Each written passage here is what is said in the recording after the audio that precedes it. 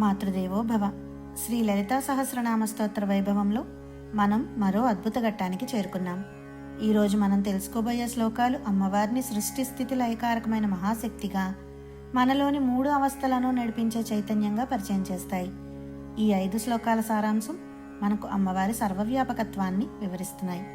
అమ్మవారు బ్రహ్మ, విష్ణు, రుద్ర, ఈశ్వర మరియు సదాశివులనే 5 బ్రహ్మల స్వరూపంగా ఉండి సృష్టిని నడిపిస్తారు.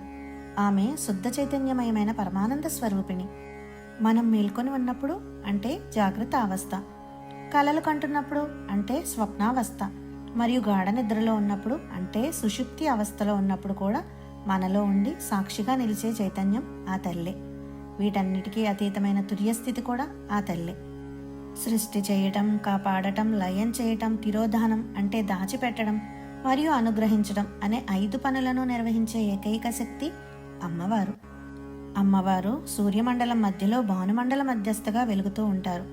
ఆమె సాక్షాత్తు ఆ శ్రీ మహావిష్ణువుకు సోదరి. శివునికి భార్యగా, విష్ణువుకు సోదరిగా శివ వైష్ణవుల ఏకత్వానికి నిదర్శనం మనకు అమ్మవారు తెలియజేస్తున్నారు.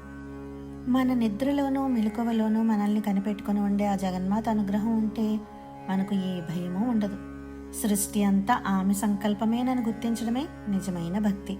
ఆ పద్మనాభ సహోదరి చల్లని దీవెనలు మనందరిపై ఉండాలని కోరుకుంటూ స్వస్తి. జై శ్రీ మాత్రే నమః.